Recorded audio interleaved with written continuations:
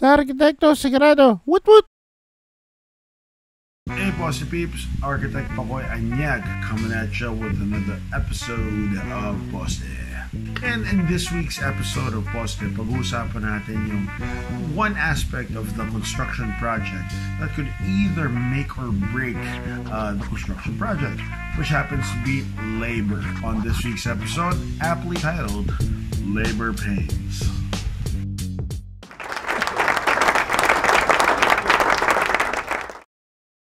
In discussing labor in a construction project, we have to understand that labor cost is different across the Philippines. Sa Manila, iba ang presyo ng labor dyan. Sa probinsya, iba ang presyo ng labor doon. And of course, sa liblib pala ng probinsya, iba rin ang halaga ng labor doon sa area na yun. And kahit nga sa Manila, iba ang presyo ng labor ng mga small practice or small construction companies against sa mga tipong monolith or DMCI, ibang halaga ng labor cost nila doon. So hindi natin masyadong pag-uusapan kung magkano ang labor in different areas. Baka magkamali ako, baka sisihin nyo pa ako, at saka makikita nyo na iba-iba rin talaga. So ano ang pag-uusapan natin?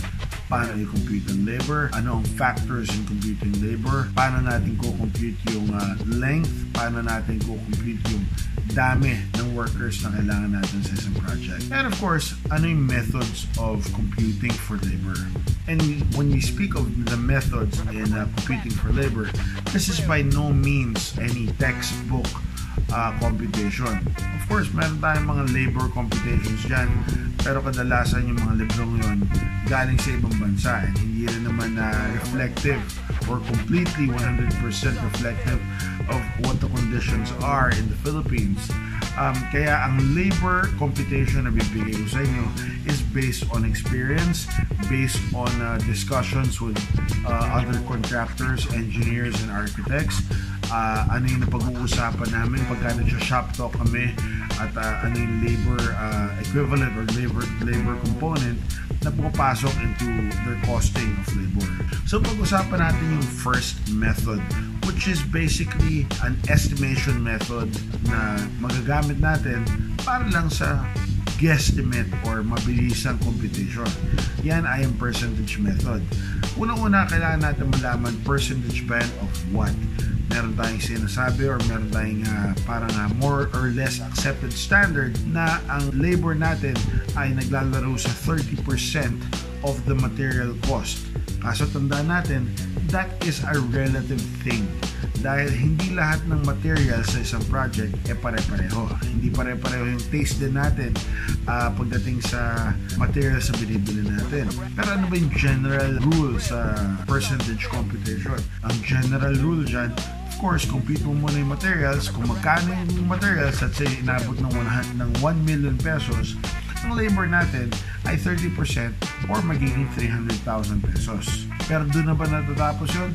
Actually, hindi. Kadalasan nagkakamali pagka kinocompute nyo sa 30%. Dahil kadalasan, lalo na pag residential project, sumisipa yan mga 40-50% pa. Safe ka na kung more or less set mo siya sa 50%. Pero then again, hindi natin ginagamit yan or hindi ko isasabit yan sa kliyente dahil magkakamali yung project ko.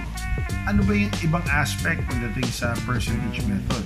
Kung nasa structural phase ka lang, yun lang ang pagbabasihan mo, kaya yun lang yung extents ng kontrata mo. Actually, I've found in previous projects na pagka nasa ganong stage ako ng project, ang labor ko umabot pa ng 80%. Bakit? Dahil ang material cost natin remains relatively low. Tapos sobrang labor intensive yung ginagawa natin. So naturally, siguro the most that I've computed for that na real time is about 80%. Of course, yung estimated ko is nasa 40-50% lang throughout the whole project. And nakita ko rin na pagdating nga nung huli, nung pumasok na yung finishes, pumasok na yung tiles, pumasok na yung pintura, yung mga pinto, everything, bumaba rin yung labor cost ko to about 40-45%. So again, huwag yung didikitan yun dahil magkakamali kayo pag percentage method lang ang ginamit nyo. Ang second method of computing for labor is yung tinatawag natin dito sa Pilipinas na Pacquiao method. Yan ay ang isang aspect ng construction, papakyawin ng isang worker or isang skilled worker. Paano ba yun? Pagdating sa masonry work or sa tile work, pwede nyo i-compute yan into two ways. Pwedeng per tile ang multiplier nyo o kaya per square meter. Right? Pag-usapan na lang natin para madali-dali yung square meter method. So for example, 10 square meters, bibigyan mo ng halaga or yung worker magbibigay ng halaga, magpropropose siya ng halaga kung magkano niya gagawin per square meter yun. So in this case, sabihin na natin, hula lang to 100 pesos per square meter of tile. Anong tile? Sabihin natin 30 by 30. So 100 yun times 10 square meters, 1,000 pesos ang labor cost ng pag-install niya ng tiles. Pero syempre, merong variables yan. Nandiyan yung minsan size ng tile, gaano kakapal yung mortar na kinakabit doon, ano ba yung method ng construction, yan ba nagda-dry pack, yan ba tinaping muna, nag-floor topping ba muna bago ikabit yung tile. Iba-iba yan. Best to consult your foreman para malaman nyo yung method of construction na gagawin ng tao, or best to consult yung worker mismo para alam nyo kung ano yung mangyayaring method at para masaran nyo na mabuti kung what is included in his cost per square meter. Pagdating sa Pacquiao method, iba-iba yan per discipline sa job site. Iba yung halaga ng Pacquiao sa carpentry, paintworks, plumbing, sa electrical, and so on and so forth. Kanina pinag-usapan natin yung tiles at yung masonry at kung magkano at cost per square meter. Ngayon naman, meron ding ibang method yan. Sa carpentry, for example, per board ang pinag-uusapan dyan. Ang isang cabinet, let's say, kaya niyang mag-consume 4 na boards of plywood. Ang plywood cost, sabihin na natin 1,400. So lumalabas ang total ng plywood is about 5,600. Yung plywood cost, yun din kadalasan yung nagiging Pacquiao natin doon sa karpentero. Nandun din of course yung variable na anong klaseng plywood ba ginagamit. Plyboard ba? Plywood ba? O baka mamaya melamine yan o kaya laminated particle board. Maraming klaseng boards na ginagamit para sa different kinds of cabinets. So, iba-iba yan. Best to speak with the worker para alam nyo kung magkano yung Pacquiao niya. Ang last method of pricing natin, yung dalawang methods na binanggit ko sa inyo, that is only conclusive for the cost of labor. Hindi yan nagiging determinant ng length of time, hindi rin yan nagiging determinant ng dami ng tao na kailangan. Kadalasan, you'd have to talk to the worker himself para malaman kung gaano niya katagal gagawin yan at gaano karami yung taong kailangan niya for that particular task. Pero meron ba tayong computation or meron ba tayong rule of thumb na ginagamit para lang everything is computed already? Of course, if we do this academically, if we do this scientifically, meron tayong process or method na magagamit para makuha natin yung cost, length of time, at dami ng workers. And normally, that goes with scheduling of the project or even paggagawa ng Gantt chart. So, paano ba natin ginagawa yun? Tignan natin na ang 1 cubic meter of soil or to be excavated in a project. Sabihin natin para sa foundation or para sa something else. Basta ang kailangan natin na task dun sa costing natin ay 1 cubic meter of soil. Para maging effective yung computation natin, kailangan natin dito ng 3 things. Mathematics, kailangan natin ng experience, at syempre, kailangan natin ng imagination. So, pag-usapan natin yung tatlong yun. Una-una, mathematics, dahil obviously, kailangan mo i-compute yung labor component mo. 2, experience, kasi only experience will tell you what can be done in a day, what can be done by one person in a day. And 3, imagination, dahil pagka gumagawa ako ng costing, kailangan medyo imaginative ka kung alin ba or ano ba ang work na kasama pagka ginagawa yung isang bagay. So, tingnan natin. For example, sabi ko nga, yung 1 cubic meter to be excavated. So, ito yung imagination part. Ano ba yung kailangan natin pagka nag-excavate tayo? So, syempre, andun yung pala, tsaka nandun yung hauling. Bakit mo kailangan ng pala? Syempre, kailangan mo hukayin. Kailangan mo i-move yung earth. Yung pangalawa, hauling. Kailangan mo ilipat yung nahukay mong lupa from one place to another. Ano ba yung third component doon? Syempre minsan, actually hindi lang minsan, kadalasan pa, kailangan nyo rin ng meron nagbabareta. So tinatadyakan nyo ng bareta para maging loose lang ng konti yung lupa, tapos papalahin nyo yung lupa na medyo nag-crack na, tapos ililipat niya sa isang wheelbarrow or something else, tapos you have another person hauling it from one place to another. So 3 tasks yun.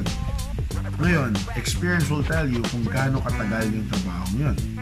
And chances are, given na tama lang naman yung conditions, hindi masyadong tuyo yung lupa, hindi rin masyadong basa or hindi naman umuulan, for 1 cubic meter of soil, that would normally take a day, 2 days to about siguro 3 days depending on the conditions, pero set na lang natin for 2 days. So ang data natin, we have 2 days, 3 workers, 1 cubic meter of earth. So ilan ba ang nagiging labor units natin doon? So 2 days times 3 workers equals 6 is to 1 cubic meter of soil. So para malaman natin labor units, i-divide natin yung dami ng labor natin sa 1 cubic meter. So 1 divided by 6 is equal to 0.16 bar. Actually 666 dami niyan, pero 0.16 na lang natin. Hindi ko siya nire-round off to 0.17 dahil it's better to be conservative kaysa mamaya ay lumaki yan tapos hindi natin makunti. So lumalabas 0.16 ang labor unit natin. So paano natin check? Let's say naging 3 cubic meters yung kailangan na excavate. So that is 3 cubic meters divided by 0.16. Ilang araw yan nagagawin. Total niyan is 18.75. Malinaw? Yan ang magiging days natin, yan ang magiging duration natin para hukayin natin ang 3 cubic meters ng isang tao lamang. Paano kung syempre hindi naman tayo kukuha ng isang tao lang para maghukay dyan? So gawin natin 3 tao. 18.75 divided by 3. Ito yung number of days it would take for one person to excavate 3 cubic meters of soil. Papabilisan lang natin by adding more people. We're using 3 instead of 1. So, ilan ang total niyan? That brings us to a total of 6.25. Abutin siya ng 6.25 days. Pwede mo na sabihin, 7 days yan. Gusto pa rin natin pabilisin. Kung gusto natin pabilisin, syempre 18.75 i-divide natin sa 6, giving us a total of 3.125, or pwede na natin sabihin 4 na araw. Can you say maliwanag? Okay. Ngayon, paano natin compute ng labor nun? Yung cost ng labor. So alam na natin na, let's say sabihin natin 3 cubic meters will take us 3 days or 4 days times 6. That's 6 workers. Sabi natin kanina, round off na natin yan sa 4. So at 6 times 4 equals 24 times 500. Total niyan is 12,000 pesos. So ano na-achieve natin doon? Na-achieve natin yung total cost, na-achieve natin yung duration, and na-achieve natin yung number of people computed. So pag yun sumablay, pag lumampas yun ng 4 days, meron tayong allowance nun on the 4th day, either meron ng factors ng weather o kaya may factors na ng tamaditis. So yun lamang po. Kung ginagamit nyo yung videos namin para makatulong sa inyo sa trabaho, sana ito rin nakatulong sa inyo. Kung kayo naman po ay yung mga kliyente na chine-check nyo yung mga service providers nyo, whether yung workers or yung mga contractor nyo, sana nakatulong din. Ang pakiusap ko lang, laging pakishare yung mga videos namin para sa ganun, maraming tao ang nakakaalam at walang naluloko. Paki-follow na rin yung Facebook page namin and paki-like, comment, and subscribe mag-subscribe sa YouTube channel and paki-click yung icon ng bell dyan para updated kayo sa lahat ng videos na pinapost namin. And kahit hindi gaano updated, follow nyo na rin kami sa Instagram. Para sa lahat ng yan, mahahanap nyo kami sa social media using @Poste Pilipinas. And kung kailangan nyo naman po ng information, just hit me an email through pakoyanyag@gmail.com. So yun lamang po, Architect Pakoy Anyag, nagpapasalamat sa inyo. Until next time.